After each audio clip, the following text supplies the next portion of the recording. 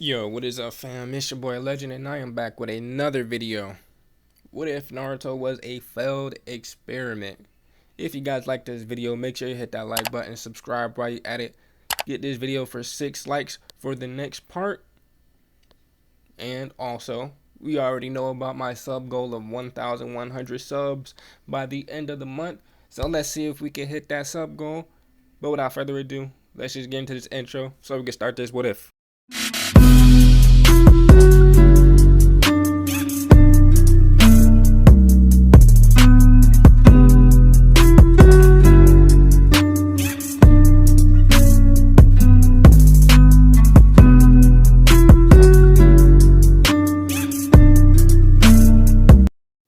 The bar smelled like dust, sweat, and cheap rice liquor. It was the kind of place Shinobi went to disappear. Dim light flickered above warped wooden beams, and the windows were fogged from combined breath of heavy drinkers and traveling mercenaries. The floorboards creaked with every footstep, but no one paid it any mind. Music from a shamisen played faintly in the background, lazy and mournful. Kakashi Hatake stepped through the swinging doors with Neji Hyuga and Kiba Inuzaka flanking him. Their Leaf Village flap jackets were covered in dust and road grime. None of them looked like diplomats. They looked more like wolves. Across the bar, in the shadowed booth nestled in the corner, sat two women. One was slouched over a bottle of sake. Golden hair spilled across the table like a forgotten banner. Her face, flushed and sharp-featured, was turned slightly toward the wall, as if trying to block out the world. The other woman, dark-haired, graceful, and quietly watchful, sat beside her with a glass of water untouched.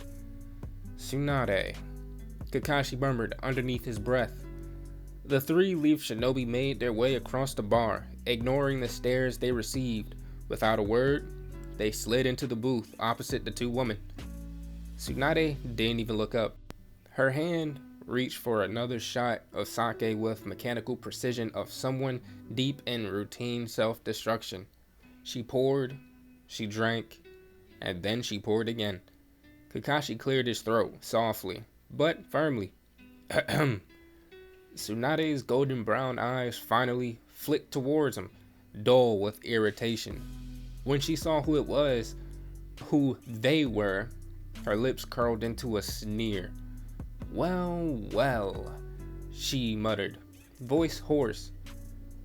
What do the three of you want? Kakashi reached into his flak vest and retrieved a tightly sealed scroll. He held it over the center of the table without unrolling it. Lord Fourth sent us, he said calmly. He's requesting your return to the village. Tsunade scoffed, tossing back another drink before slamming the cup down. Let me guess. He's sorry. He wants me back to the Leaf as the Leaf's pet medic again. Tell Minato he can shove his request up his nostalgic. You have no room to refuse, Kakashi interrupted, voice cutting through her drunken tirade like a blade. We were handpicked to retrieve you. If you don't come willingly, we will drag you back. The words fell like hammers. Shizune gasped softly, her hand flying to her mouth. Tsunade's gaze turned glacial. Her chakra spiked, just for a second, but enough to make a few nearby patrons glance over warily. Neji's eyes narrowed. Kiba's hands twitched towards his pouch. Kakashi remained still, but his lone eye locked with Tsunade's in challenge. Neither wanted. Finally, Tsunade growled and snatched the scroll from Kakashi's hand. She broke the seal and unrolled it. Her eyes skimmed the page, moving slower with each word. Her lips parted slightly. Then her hands began to tremble. She dropped the scroll. "Shizune," she whispered, her drunken haze dissolving in an instant. "We need to go. Right now." "But now." Shizune nodded, already on her feet. Kakashi retrieved the scroll silently as the five of them filed out of the bar and into the cold, late afternoon air. The mountains loomed in the distance like silent sentinels. They rode out within the hour. Tsunade never asked what would happen if they were too late. Scene change. Konoha, Namikaze household, in the dining room. Naruto sat at the long wooden table, trying very hard to melt into his chair. The sun filtered in through the open window, casting dappled light across the polished surface, but the warmth of the room did little to ease the tension choking the air. Across from him sat Kushina Uzumaki Namikaze, red hair loose around her shoulders, arms folded, expression stone. Her fierce, violet eyes locked on to the blonde girl sitting beside her son. That girl, Yamanaka Ino, had a smile on her lips that was sweet enough to rot teeth. One leg crossed over the other, posture perfect. She radiated poise and unapologetic confidence. Naruto was bright red. "So, Ino," Kushina began, her voice deceptively gentle. "I've heard a few rumors about what happened between you and my son in public on a park bench." She said the last part very slowly. Naruto sank deeper into his seat, lips pursed, unable to look up. Ino, on the other hand, didn't even blink. "Oh, of course, it's not technically true," she said lightly. "The only thing that happened was Naruto-kun accidentally sat in my lap. And maybe I nibbled on his ear just a little. He made the cutest noise." Kushina's mouth opened slightly in shock. What?" Naruto made a sound that was somewhere between a groan and a strangled gasp. "Ino," he hissed under his breath, mortified. "Oh, relax, Naruto-kun," she cooed, placing a hand under the table and right on his thigh. She started rubbing it slow, delicate circles through the fabric of his pants. Naruto jolted in his seat, nearly knocking over the cup of tea in front of him. Kushina's eyes narrowed into slits. "Ino, you can't just do things like that in public or private, not without consent. That's..." "Mrs. Namikaze," Ino interrupted sweetly, "if I'm not mistaken, wasn't it you who made the marriage contract between me and Naruto-kun when I was 4 and he was 3? Kushina froze.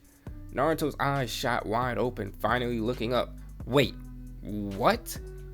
Kushina's lips pressed into a line. She closed her eyes and exhaled slowly. "Yes," she admitted, "I did make that contract. But I didn't think you'd take it seriously, especially not after everything that's happened.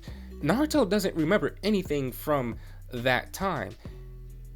He was gone for so long. He doesn't even remember that we were his parents." "That's fine," Ino said calmly, now wrapping an arm fully around Naruto's waist and pressing into his side. "That just means we get to make new memories together. I'm not going anywhere, even with his declining health." She said it with such finality that it left no room for argument. Naruto stared at her, stunned. You knew about my health?" "Of course," Ino said, brushing a hand through his hair. With almost unsettling affection. I keep track of the people I care about. Kushina watched him closely. Her shinobi instinct screamed at her. The look in Ino's eyes wasn't romantic. It was possessive. A glimmer of something dangerous lingered in her smile. Kushina recognized it immediately. It wasn't love. It was obsession, a frightening cocktail of devotion, jealousy, and entitlement. Ino Yamanaka was a yandere, and Kushina suddenly realized this wasn't going to be a normal teenage crush. This was war. The front door creaked open with a gentle groan as Kushina Uzumaki stepped forward, ushering Ino Yamanaka out with a polite but firm smile. Her crimson hair gleamed in the afternoon sun, but her violet eyes were alert, sharp, and watchful. Ino turned on the doorstep, her smile lingering, her gaze unwavering as it settled onto the boy still standing inside. "Goodbye, Naruto-kun," she said sweetly, her voice soft but clear. "I love you." She didn't wait for a reply. Ino turned on her heel, skirt swaying lightly as she strode down a path leading away from the Namikaze household, her long blonde hair catching in the breeze. Naruto stood frozen in place, eyes wide and lips slightly parted in stunned silence. His mind stalled at her words, a dozen thoughts trying to process all at once. He hadn't even known what to say. Kushina, meanwhile, glared softly at Ino's retreating back. She waited until the girl disappeared around the corner, and then exhaled through her nose and shut the door with controlled but deliberate motions. Turning to her son, Kushina immediately shifted her concern to him. Her gaze softened. "Are you okay? That girl didn't hurt you, did she?" Naruto blinked rapidly, snapping out of his daze. A pink flush rose to his cheeks, and he shook his head quickly. No, I'm fine, really." Kushina gave him a long, assessing look, her hands gently brushing through his hair, before she sighed and pulled him into a brief motherly hug. "Good, because if she had, I'd have shown her exactly what an angry Uzumaki looks like." 3 days later, the gates of Konoha had opened before sunrise. By midday, word had already begun to spread. Tsunade Senju was back in the village. In the Hokage office, the door slammed open with little ceremony. Minato barely looked up from the report that he was reading. "You didn't knock," he said flatly, though there was a trace of wry amusement in his tone. Tsunade Senju strode in without hesitation, her long blonde ponytail swaying behind her, her green haori flaring slightly with each step. She sat down in a chair across from Minato, her posture straight, businesslike. "I'm not here for pleasantries," Tsunade said bluntly. "What do I need to start the reversal on his pill formula?" Minato set his pen down and steepled his fingers. "You'll have full access to a research lab we've cleared out for you. You'll need to work with whatever is left of the pill that Naruto provides you with. For staff, you have permission to take Shizune as your second assistant, and you're authorized to choose a first assistant with scientific experiments. Preferably, we'd like you to pick someone from the Intel or Medical Division." Tsunade nodded once. "Good. I'll also need some time to do a full scan on the boy. The more I know, the faster I can begin counteracting the decay." "He's taken a dose today," Minato replied. That gives us some time before his condition starts slipping again. At that very moment in the Namikaze household, Naruto leaned against the bathroom sink, staring at his reflection. He just swallowed a pill. Only 10 remained. 10 lifelines. 10 temporary reprieves from agony. 10 reminders that he was on a deadline that no one could delay forever. The heaviness settled on his shoulders like iron weights and made his breath feel thin. His stomach churned from more than just the medication. He clenched the edge of the sink, lowering his head. Just a little longer, he muttered to himself. Hold on just a little longer. He stepped out of the bathroom a minute later, forcing a neutral expression onto his face. The smell of food pulled him toward the kitchen, where Kushina was plating up pancakes with a soft hum. The table was already set. Naruto sat down without a word and began eating. He devoured the pancakes with mechanical focus, not really tasting them, but grateful for the warmth in his stomach. Just as he finished, a familiar gust of wind blew through the dining room, ruffling the curtains. Naruto turned.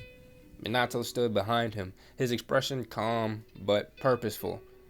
Naruto, I need you to come with me. And we also need you to bring half of a pill. There's someone I need you to meet. Naruto blinked, confused, but he obeyed. He retrieved a carefully halved pill from a tiny sealed container and put it in his pocket. Minato placed a firm hand on Naruto's shoulder, and then, in a yellow flash, the two vanished. They appeared in the Hokage's office an instant later. Naruto blinked to adjust to the sudden shift in space, but his attention was quickly captured by the presence of a woman standing near the desk. She was tall, commanding, and undeniably gorgeous. Her blonde hair was tied into a ponytail, her top revealing just enough cleavage to distract, and a blue diamond glowed at the center of her forehead.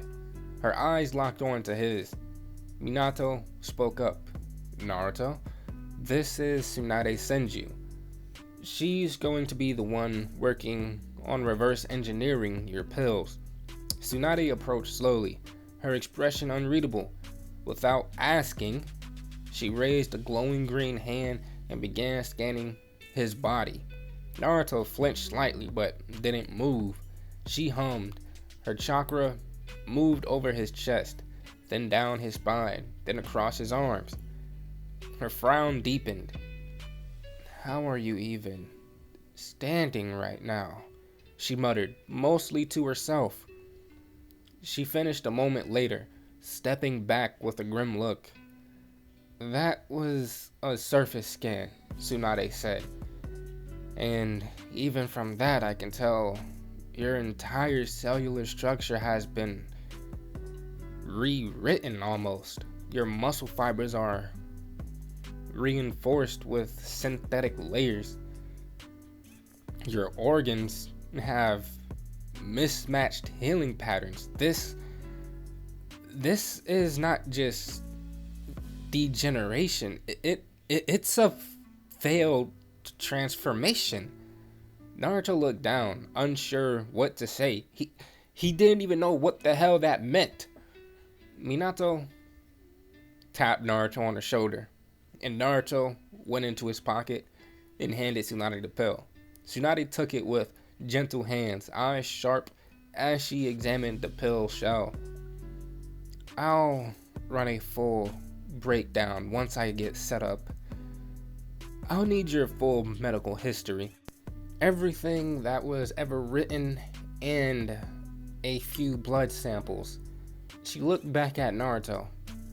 Don't take more than you need. Stretch them out as far as you can. I'll try to work as fast as possible. Naruto nodded silently, but inside, the pressure only grew heavier. He didn't think this would work because he knew the only person with every single ingredient needed to manufacture these pills was Karin Uzumaki, and she was currently with Orochimaru. But guys, I'm going to end it off right there. If you guys enjoyed the video, make sure you hit that like button, subscribe while you at it. But without further ado, I am out, and I will see you guys in the next video. Stay blessed, y'all.